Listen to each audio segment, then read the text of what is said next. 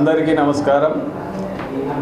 నారాయణ్ ఖేడ్ ప్రజలందరికీ నూతన సంవత్సర శుభాకాంక్షలు తెలియజేసుకుంటూ మరి కొత్త సంవత్సరంలో ప్రతి ఒక్కరు కూడా సుఖ సంతోషాలతోని ఆయురారోగ్యాలతోని అందరూ కూడా కలిసికట్టుగా సంతోషంగా ఉండాలని దేవుని కోరుకుంటూ మరి మీకు అందరూ కూడా తెలుసు ఈ సంవత్సరము పార్లమెంట్ ఎన్నికలు రాబోతున్నాయి.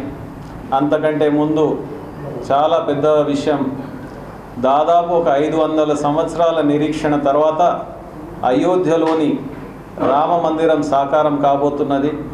మరి 22 జనవరి నాడు స్వయంగా మన భారతదేశ ప్రధానమంత్రి శ్రీ నరేంద్ర మోడీ గారి ఆధ్వర్యంలో రామాలయం దేశానికి అంకితం కాబోతున్నది. మరి మనందరం కూడా చాలా సంతోషంతో ఆనందంగా దీపావళిలాగా జరుపుకోవాల్సినటువంటి విషయం. మరి ప్రజలందరూ కూడా చాలా సంతోషంగా ఉన్నారు కాబట్టి వారందరూ కూడా రామాలయం సాకారం అయినందుకు అందరూ కూడా శుభాకాంక్షలు తెలియజేసుకుంటున్నారు. ముఖ్యంగా మరి పార్లమెంట్ ఎన్నికలు కూడా ఈ సంవత్సరం ఉన్నాయి. అందులో భారతీయ జనతా పార్టీ మొదటి కంటే ఇంకా బలంగా ఈసారి 350 ఎంపీలను గెలుచుకొని మళ్ళీ ప్రధానమంత్రి శ్రీ నరేంద్ర మోడీ గారిని మనం చూడబోతా ఉన్నాము. వారి సుపరిపాలనలో ఏ విధంగా అయితే దేశం 10వ స్థానం నుంచి ఈరోజు 5వ స్థానానికి వచ్చిందో, ప్రపంచంలో ఉన్నటువంటి అతి డెవలప్డ్ కంట్రీస్లో 5వ స్థానానికి వచ్చిన భారతదేశం మున్ముందు రోజుల్లో ఇంకా 3వ స్థానానికి కూడా వస్తుంది. కాబట్టి ప్రతి ఒక్కరు కూడా భారతదేశం యొక్క గొప్పతనాన్ని, మన ప్రధానమంత్రి శ్రీ నరేంద్ర మోడీ గారు భారతదేశ గొప్పతనాన్ని ప్రపంచమంతా వ్యాపింపజేస్తున్నారు. కాబట్టి ప్రతి ఒక్కరు కూడా నరేంద్ర మోడీ గారి పైన, భారతీయ జనతా పార్టీ పైన ఈరోజు ఆశలు పెట్టుకొని ఉన్నారు. మన రాష్ట్రానికి వచ్చినట్లయితే తెలంగాణలో పోయినసారి 20% ఓట్ షేర్తోని 4 ఎంపీలు బీజేపీ గెలుచుకున్నది. ఈసారి కనీసం 35% ఓట్ షేర్, కనీసం 35% ఓట్ షేర్ గెలుచుకొని తప్పకుండా 10 పైన పార్లమెంట్ స్థానాల్లో కూడా భారతీయ జనతా పార్టీ విజయం సాధిస్తుందని పూర్తి నమ్మకంతో ఉన్నాం. మన జైరాబాద్ పార్లమెంటుకు కూడా మరి ఈసారి చాలా మంచి పరిస్థితి ఏర్పడుతూ ఉన్నది. ప్రజలందరిలో కూడా దేశంలో ఏ పార్టీ కావాలి, ఏ నాయకుడు కావాలి అనే ఒక స్పష్టత ప్రజల్లో బాగా ఏర్పడుతూ ఉన్నది. ముఖ్యంగా మరి గత 20 సంవత్సరాల నుంచి కూడా నేను రాజకీయంగా అనేక పనులు చేపడతా ఉన్నాను. 2 సార్లు జిల్లా సహకార బ్యాంక్ అధ్యక్షునిగా ఉండి ఎన్నో కార్యక్రమాలు, అవి సొసైటీల కొత్త బిల్డింగ్లు కానివ్వండి, కొత్త బ్రాంచ్లు కానివ్వండి, డిసిసిబి ఇంకా బలంగా తయారు చేయడంలో, కొత్త నిర్ణయాలు తీసుకోవడంలో కానీ, మరి జిల్లా రైతులందరూ కూడా సేవలు అందించినటువంటి విషయం మీకు అందరూ కూడా తెలుసు.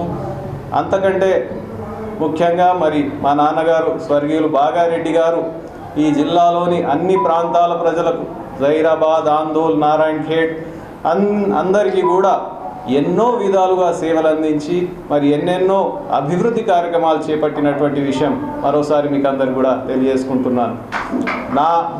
నా వ్యక్తిగత విషయానికి వచ్చినట్లయితే నేను ఒక యువకుని, చదువుకున్నవాడిని. మరి ఈరోజు నరేంద్ర మోడీ గారి స్ఫూర్తితో 6 నెలల క్రితం భారతీయ జనతా పార్టీలో జాయిన్ అయ్యాను.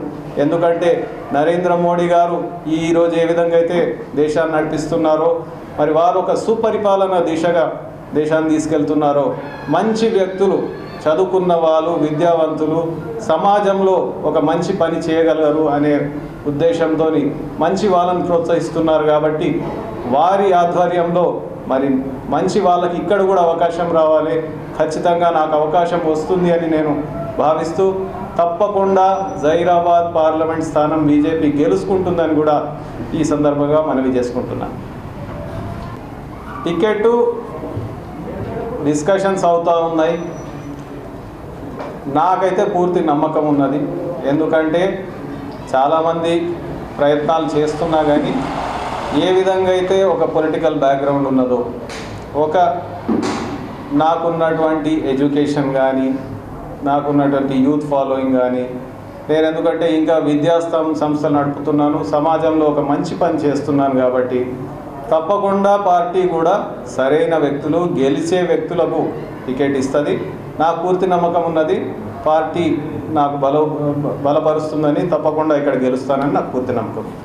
కొంతమంది చెప్తాను, ప్రయత్నం ఎవరైనా చేసుకోవచ్చు.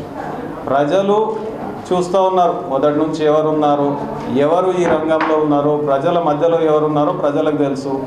పార్టీకి కూడా వాళ్ళ సర్వే ఆధారాలు ఉంటాయి.